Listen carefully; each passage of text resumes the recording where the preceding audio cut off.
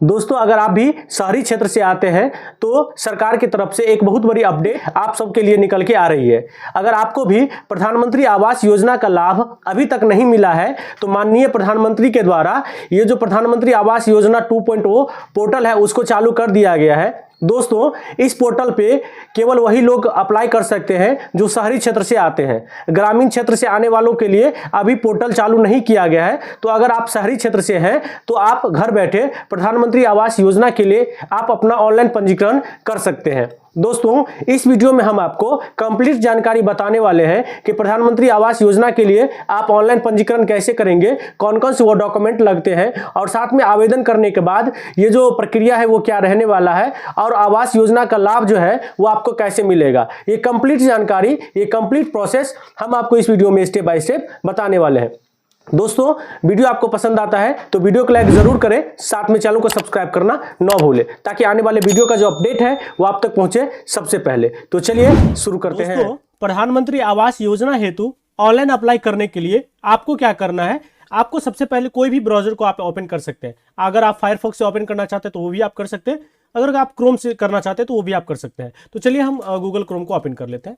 उसके बाद यहाँ पे आप देखेंगे कि हम कोई भी अपना ब्राउजर को ले लेते हैं। उसके बाद यहां आपको टाइप करना होगा PMAY। जैसे आप टाइप करेंगे PMAY 2.0 इस पे आपको क्लिक कर देना है।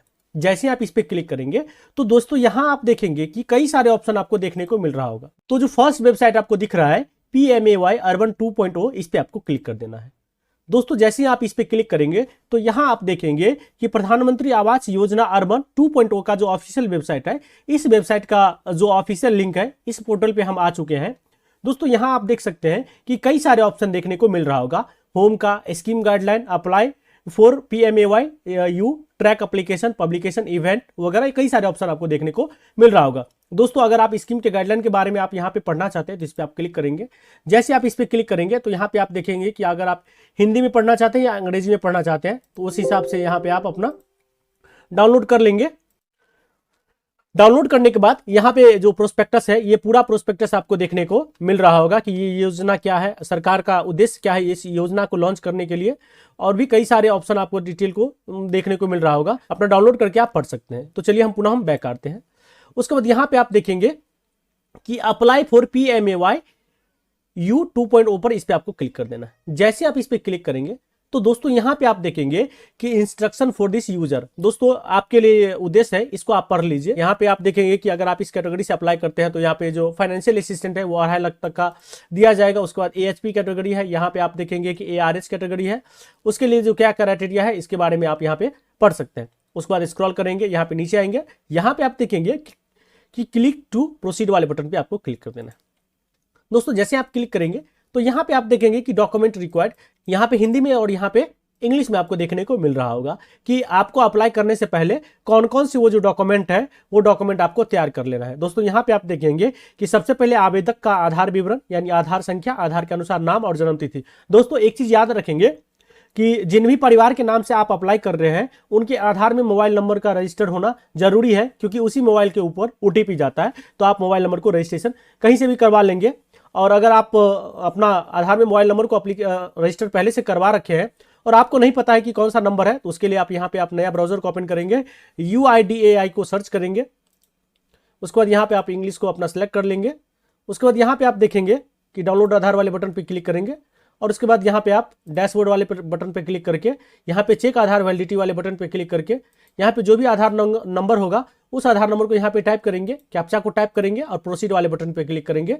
तो आपके आधार में जो लास्ट का 3 अंक होगा वो आपको देखने को मिल जाएगा। तो चलिए मेरे आधार में पहले से नंबर रजिस्टर्ड है, हमने चेक कर लिया है, हम अप्लाई करके आपको दिखाने वाले हैं। तो यहाँ पे पुनः आप उसी पेज पे आएंगे। उसके बाद यहाँ पे आप देखेंगे कि परिवार के सदस्य का आधार विवरण, यहाँ पे आप देखेंगे। दोस्तों एक चीज और याद रखेंगे कि अगर जिन भी परिवार के नाम से आप अप्लाई कर रहे हैं, अगर उनके माता और पिता जीवित है तो उनका आधार नंबर आप जरूर डालें, क्योंकि वहां पे ऑप्शन दिया जाता है। उसके बाद यहाँ पे आप देखेंगे कि आवेदक के सक्रिय बैंक खाते के विवरण, यहाँ पे जो आधार से जुड़ा है उसका विवरण आप देखेंगे, और आय प्रमाण पत्र और यहाँ पे भूमि दस्तावेज। दोस्तों पहले क्या था कि पहले जाति प्रमाण पत्र का भी डिमांड किया जाता था, लेकिन अब जाति प्रमाण पत्र मैंडेटरी नहीं है। आप आय प्रमाण पत्र और भूमि से संबंधित जो भी दस्तावेज होगा उसको आप लगा के यहाँ पे प्रोसीड वाले बटन पे आप क्लिक करेंगे। जैसे आप इस पर क्लिक करेंगे तो यहां आप देखेंगे कि सिलेक्ट स्टेट। दोस्तों यहाँ पे आप किस राज्य से आते हैं। दोस्तों यहाँ पे इंडिया के सभी राज्य का ऑप्शन आपको और केंद्र शासित प्रदेश उसका भी आपको देखने को मिल रहा होगा। तो चलिए आप जिस भी राज्य से आते हैं तो उसको आप सिलेक्ट करेंगे। यहां पे आप देखेंगे कि हाउस होल्ड एनुअल इनकम। दोस्तों अगर आपने आय प्रमाण पत्र बनाया होगा तो उस आय प्रमाण पत्र के ऊपर जो 1 साल का जो वार्षिक आय रहता है उसको लिखा जाता है। तो यहाँ पे चलिए मेरे आय प्रमाण पत्र में लिखा है 1,20,000, तो हम इस पे यहाँ पे क्लिक करेंगे।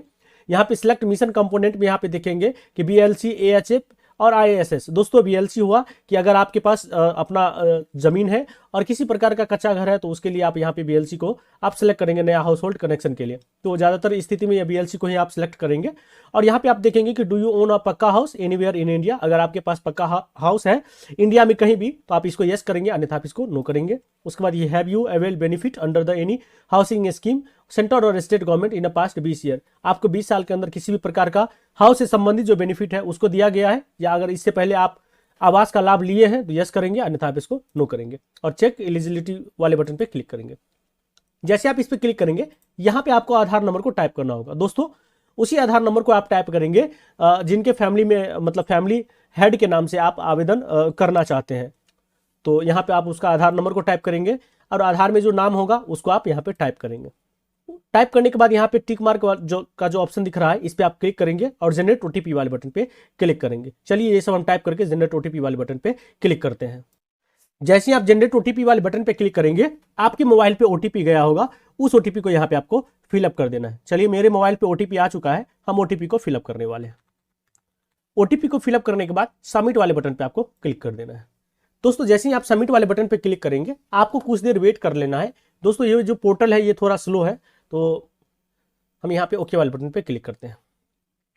जैसे आप ओके वाले बटन पे क्लिक करेंगे तो ये जो फॉर्म है ये फॉर्म कुछ इस प्रकार से आपको दिखेगा। इसमें से सारा डिटेल आपको टाइप करना होगा।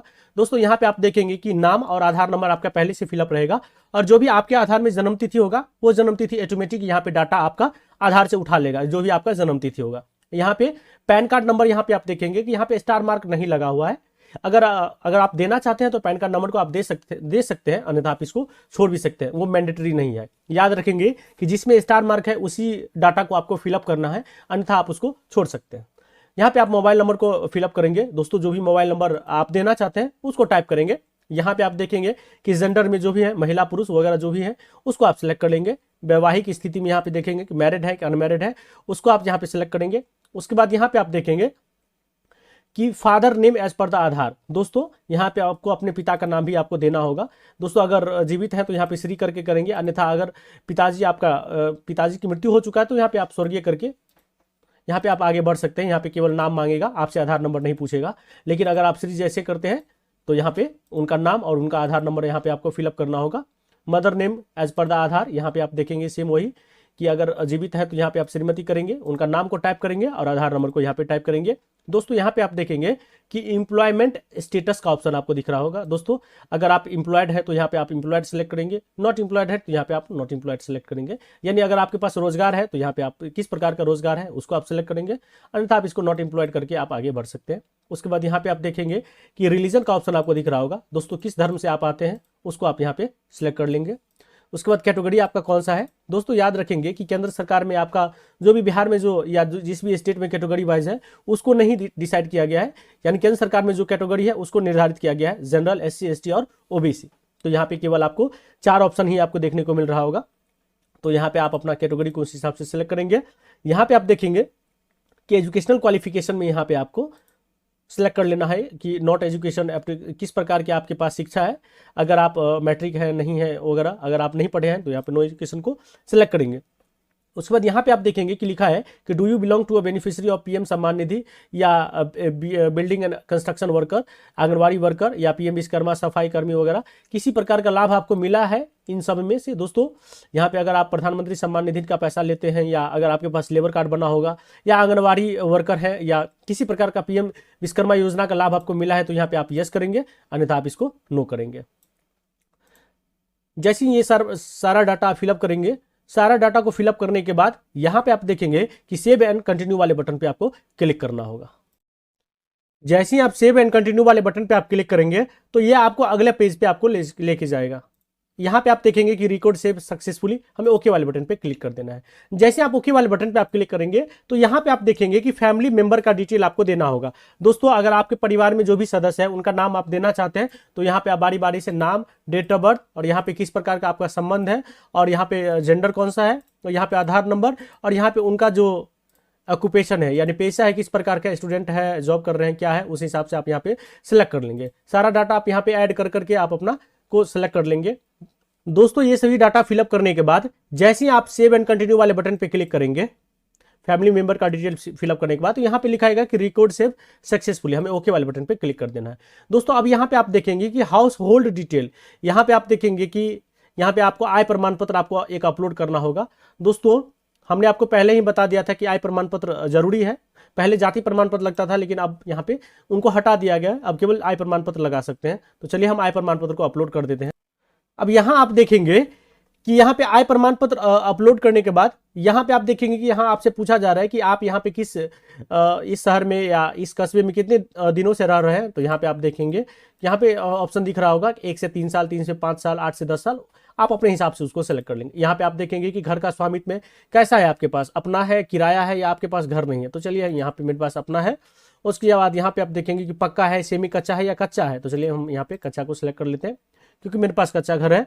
और यहाँ पे आप देखेंगे कि रूफ टाइप में, सेलेक्ट रूफ में किस प्रकार का घर है उसके हिसाब से यहाँ पे आप सेलेक्ट करेंगे। यहाँ पे घास फूस का है या पत्थर का है या जो भी है वेस्ट और रिसाइकल मटेरियल है, प्लास्टिक का है, शेड है, किस प्रकार का है उसको आप यहाँ पे अलग अलग प्रकार का जो कैटेगरी है उसको दिखाया गया है। आप अपने हिसाब से उसको आप सिलेक्ट कर लेंगे। तो चलिए हम सिलेक्ट कर लेते हैं ठाठ एंड ग्रास रूप और सेव एंड कंटिन्यू वाले बटन पे क्लिक करेंगे।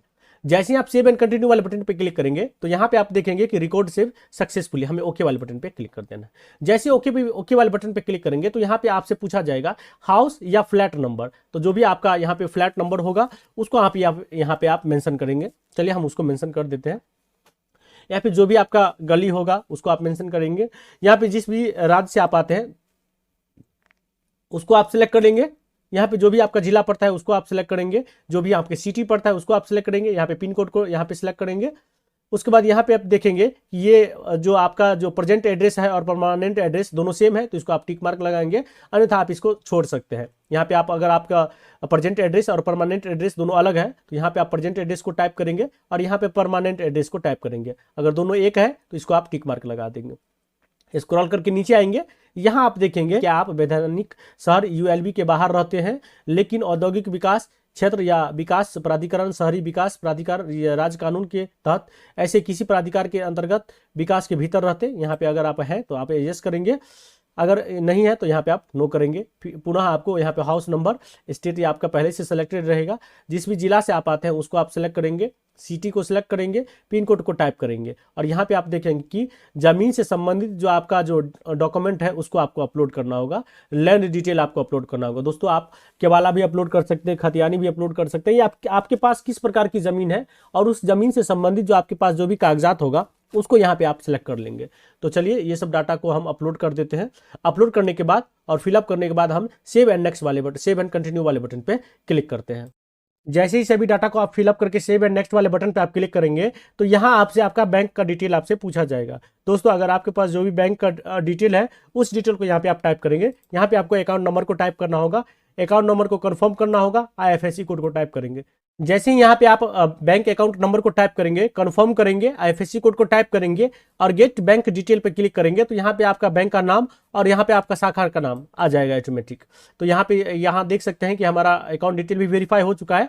और यहाँ पे अब आप देखेंगे कि मुफ्त बिजली, have you avail benefit under any central state, जो अमृत भारत है, SBM है, स्वच्छ भारत है, सूर्य घर है, सरकार के द्वारा जो ये सब स्कीम चलाए जाते हैं उसका बेनिफिट आपको मिला है या नहीं मिला है। अगर आपको मिला है तो यस करेंगे, अन्यथा आप इसको नो करेंगे। नो करने के बाद यहाँ पे आप I hereby declare that the information provided here above is correct, यहाँ पे आप इसको टिक मार्क लगाएंगे और फाइनल सेव वाले बटन पे क्लिक करेंगे। तो दोस्तों जैसे यहाँ फाइनल सेव वाले बटन पे क्लिक करेंगे तो यहाँ आपसे पूछा जाएगा कि are you sure you want to save. तो यहाँ पे देख सकते हैं कि अगर आप एक बार सेव कर ले तो उसके बाद यहाँ पे आप मॉडिफाई नहीं कर सकते हैं। जैसे आप ओके वाले बटन पे क्लिक करेंगे तो आपका जो एप्लीकेशन है वो सेव हो जाएगा और सेव होने के बाद जो एक रिसीविंग है वो रिसीविंग आपको डाउनलोड होकर देखने को मिल जाएगा।